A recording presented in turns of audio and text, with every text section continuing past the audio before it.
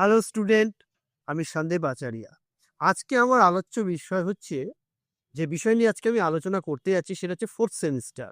প্রথমে বলে রাখি, ফোর্থ সেমিস্টারের সেরকম ভিডিও করে উঠতে আমি পারিনি।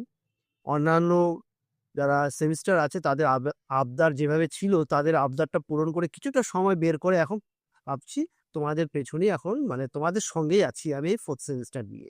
তো যাই হোক, আজকে যেটা আমি আলোচনা করব, নর্থ বেঙ্গল ইউনিভার্সিটির আন্ডারে এনইপি জাতীয় শিক্ষানীতি যাদের আইডিসি আছে, অর্থাৎ মাইনর পেপার যাদের আইডিসি রয়েছে, কি রয়েছে সে ব্যাপারে আমি সেটা তোমাদের আজকে সিলেবাসটা কি সেটা আমাদেরকে জানতে হবে।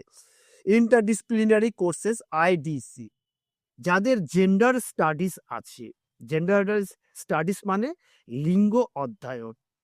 তো তোমাদেরকে কি কি পড়তে হচ্ছে তার আগে বলে রাখি, এখান থেকে কিন্তু তোমরা পুরোপুরি এমসিকিউ টাইপের মাল্টিপল চয়েস কোশ্চেন হবে, টিক মার্কের।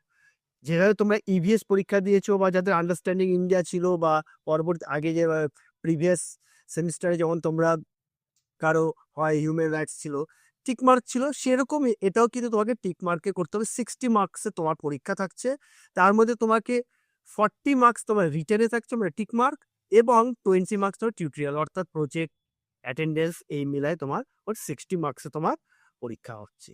এবার আসি আমি সিলেবাসে কি কি থাকছে তোমার।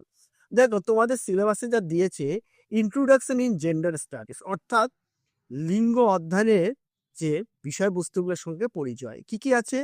জেন্ডার স্টাডিজের মধ্যে আছে কনসেপ্ট, ধারণা, মিনিং, অর্থ অ্যান্ড ডেফিনেশন এবং সংজ্ঞা, এবং ক্যারেক্টারিস্টিক্স অর্থাৎ বৈশিষ্ট্য।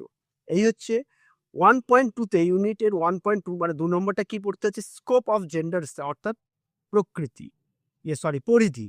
স্কোপ অফ জেন্ডার মানে লিঙ্গ অধ্যয়নের পরিধি পড়তে হচ্ছে। তারপরে এর পরিধির মধ্যে তোমাকে নির্দিষ্ট করে দেওয়া আছে কি কি, এডুকেশন অর্থাৎ শিক্ষা, ফ্যামিলি পরিবার, ওয়ার্ক কাজ, হেলথ স্বাস্থ্য, ল আইন, পলিটিক্স অর্থাৎ রাজনীতি। এছাড়া 1.3তে তোমার কি থাকছে, ইম্পর্টেন্স অফ জেন্ডার স্টাডিজ অর্থাৎ গুরুত্ব, লিঙ্গ অধ্যয়নের গুরুত্বের মধ্যে তোমাকে পড়তে হচ্ছে জেন্ডার ইকুয়ালিটি অর্থাৎ লিঙ্গ অসাম্যতা, সোশ্যাল জাস্টিস সামাজিক আইন, পলিসি নীতি অ্যান্ড ডেভেলপমেন্ট এবং তার উন্নতি। এছাড়া 1.4-এ তোমার কি থাকছে, চ্যালেঞ্জেস অর্থাৎ বাধা, যেটা বিপত্তি, জেন্ডার স্টেরিওটাইপস অর্থাৎ লিঙ্গ ছাঁচতত্ত্ব, প্যাট্রিয়ার্কি অর্থাৎ পিতৃতন্ত্র ভ্যালুস মূল্য, কালচারাল রেসিস্টেন্সি অর্থাৎ সাংস্কৃতিগত দিক। এবার আসি তোমার ইউনিট 2তে তোমার কি থাকছে, ফান্ডামেন্টাল কনসেপ্ট অর্থাৎ মৌলিক যে ধারণার মধ্যে পড়তে হচ্ছে সেক্স অ্যান্ড জেন্ডার, লিঙ্গ এবং লিঙ্গ তত্ত্ব যেটা আছে দুটোর মধ্যে তোমাকে পার্থক্য মেনলি আসে, কিন্তু এখানে যেহেতু তোমাকে একটা টিক মার্ক দিয়ে দিতে পারে এমসিকিউ, একটা পার্থক্য তুলে দাও। সোশ্যাল কনস্ট্রাকশন অফ জেন্ডার অর্থাৎ লিঙ্গ নির্মাণকারী। তারপর আছে ম্যাসকুলিনিটি অ্যান্ড ফেমিনিটি অর্থাৎ পুরুষত্ব পুরুষ তত্ত্ব এবং নারী তত্ত্ব, প্যাট্রিয়ার্কি অর্থাৎ পিতৃতন্ত্র, জেন্ডার ডিসক্রিমিনেশন অর্থাৎ লিঙ্গ বৈষম্যীকরণ। তারপরে আছে জেন্ডার স্ট্র্যাটিফিকেশন অর্থাৎ লিঙ্গ সামাজিক স্তর, জেন্ডার আইডেন্টি এবং লিঙ্গ পরিচয়। ইউনিট 3-তে কি থাকছে, জেন্ডার সোশ্যালাইজেশন অর্থাৎ লিঙ্গ সামাজিকরণ। এর মধ্যে জেন্ডার সোশ্যালাইজেশন মধ্যে তোমাকে কনসেপ্ট ধারণা পড়তে হচ্ছে অ্যান্ড মিনিমাম অর্থ পড়তে হচ্ছে। এজেন্টস অফ সোশ্যালাইজেশন বিভিন্ন দিকগুলি কি কি, এই দিকগুলির মধ্যে তোমাকে উল্লেখ করে দিয়েছে ফ্যামিলি পরিবার, এডুকেশন হচ্ছে শিক্ষা, আর মিডিয়া হচ্ছে গণমাধ্যম। ইউনিট 4-এ কি থাকছে, জেন্ডার ডিফারেন্স অ্যান্ড ইকুয়ালিটিস অর্থাৎ পার্থক্য এবং তার অসাম্যতা। এর মধ্যে উল্লেখ করে দিয়েছি 4.1-এ আছে জেন্ডার অ্যান্ড ক্লাস অর্থাৎ লিঙ্গ এবং তার শ্রেণী, জেন্ডার অ্যান্ড কাস্ট অর্থাৎ লিঙ্গ এবং তার জাতি, gender relation with the family অর্থাৎ লিঙ্গের সঙ্গে পরিবারের সম্পর্ক কি, gender division of labour and work অর্থাৎ লিঙ্গের যে কর্মক্ষেত্রে বা শ্রমের ক্ষেত্রে যে লিঙ্গের মধ্যে যে একটা বিভেদীকরণ দেখা যায়, ডিভিশন দেখা যায়, ভাগ, সেটা তোমাকে পড়তে হচ্ছে। এছাড়া তোমাকে পড়তে হচ্ছে কি, ইউনিট 5-এ থাকছে জেন্ডার বেসড ভায়োলেন্স অর্থাৎ লিঙ্গকে লিঙ্গের যে জাতের ওপর যেমন বিভিন্ন রকমের হিংস্রতা থাকে সেই সম্পর্কে কি কি পড়তে হচ্ছে। ইউনিট 5-এর 1 যেটা আছে, concept of gender based violence অর্থাৎ লিঙ্গ হিংস্রতা বলতে কি বলছো, ফর্মস অফ ভায়োলেন্স বিভিন্ন ধরনের লিঙ্গ হিংস্রতা, ডোমেস্টিক ভায়োলেন্স অর্থাৎ গার্হস্থ্য হিংসা, সেক্সুয়াল হ্যারাসমেন্ট, অর্থাৎ সেক্সুয়াল হ্যারাসমেন্ট হচ্ছে লিঙ্গ যে মানে অত্যাচার যেটাকে বলা হয়, হ্যারাসমেন্ট মানে যেটাকে আমি ঠিক বাংলায় বলছি, মানে লিঙ্গ একটা ভাইলেন্স যেটা। তারপর বলা আছে, এর মধ্যে উল্লেখ করে দিয়েছি কি রেপ, ব্যারিয়াল রেপ, তারপর হচ্ছে হিউম্যান ট্রাফিকিং, অর্থাৎ মানব চোরাকালীন যেটা, ফেমিসাইড, নারীতত্ত্ব, রিপ্রোডাক্টিভ অ্যাবিউজ, অ্যাসিড অ্যাটাক, মানে বিভিন্ন ধরনের যে আক্রমণ, তার মধ্যে অ্যাসিড অ্যাটাক আছে, মানে যেটা এখন বিভিন্ন ধরনের আমরা সোশ্যাল মিডিয়ায় শুনতেই পাই।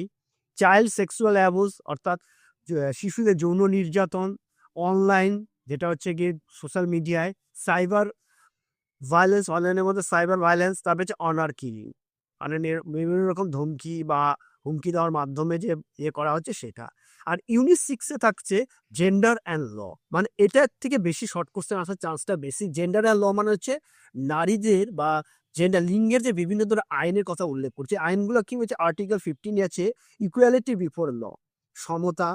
আর্টিকেল 50 15-1 নম্বর আছে, 15-3 নম্বর আছে provision of discrimination and protective discrimination, অর্থাৎ অসাম্যতার বিরুদ্ধে যে সমস্ত আইনের কথা বলা হয়েছে তাই। আর্টিকেল 16 আছে, 16-এর 4 নম্বর আছে ইকুয়ালিটি অ্যান্ড অপনিটি, অর্থাৎ সমতা অসমতা।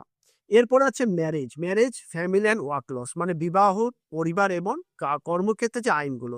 হিন্দু ম্যারেজ অ্যাক্ট আছে 1955, স্পেশাল ম্যারেজ অ্যাক্ট আছে 1954, provision of child marriage act 2005, equal remuneration act 1976। এছাড়া থাকছে 6.6 যে প্রোটেকশন লজ, এই যে POCSO, protection of child from sexual offence act, protection of child from sexual offence act.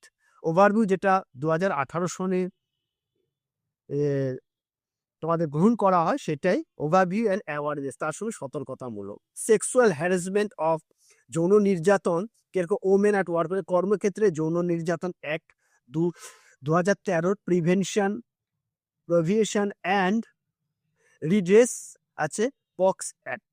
এই যে আমি এইগুলো পড়লাম, এই আইনগুলো সম্পর্কে তোমাকে পড়তে হচ্ছে। এই হচ্ছে তোমার জেন্ডার আইডিসি জেন্ডার স্টাডিজের তোমার সিলেবাস। এবার প্রশ্ন আসবে কি ধরনের, আমি আগেই বলে দিয়েছি তোমাকে কতটা লিখতে হবে, 60 আমি বলে দিলাম 40 মার্কসের। সুতরাং এই ব্যাপারে শর্ট কোশ্চেন যেটা এমসিকিউ টাইপের প্রশ্নের দরকার হলে তোমাদের আমার সাথে যোগাযোগ করতে পারো। আমরা কিন্তু অলরেডি স্টুডেন্টদেরকে এই বিষয়ে বিভিন্ন রকম নোটস প্রোভাইড করেছি, দিচ্ছি। অনেকে আমার থেকে মেসেজ করেছে, তো আমাদের এই জেন্ডার স্টাডিজের উপরে নোটস তৈরি হচ্ছে। শর্ট কোশ্চেন যেটা এমসিকিউ টাইপে কি, মানে মডেল কোশ্চেন কিরকম হবে। তো তোমাদের যদি প্রয়োজনে অবশ্যই তোমরা আমার সাথে যোগাযোগ করো। আমার ফোন নাম্বারটা একবার বলে দিচ্ছি, 9832049874। তোমাদের পিডিএফ আকারে নোটস পেয়ে যাবে। আর শেষে বলতে হয়, চ্যানেলটাকে বারবার সাবস্ক্রাইব করো। আমি 4th সেমিস্টারের বিভিন্ন সাবজেক্ট নিয়ে কিন্তু আলোচনা খুব শীঘ্রই আমার ভিডিও আসছে উত্তর সহ। তো আমার সাথে থাকো। আজ এখানে।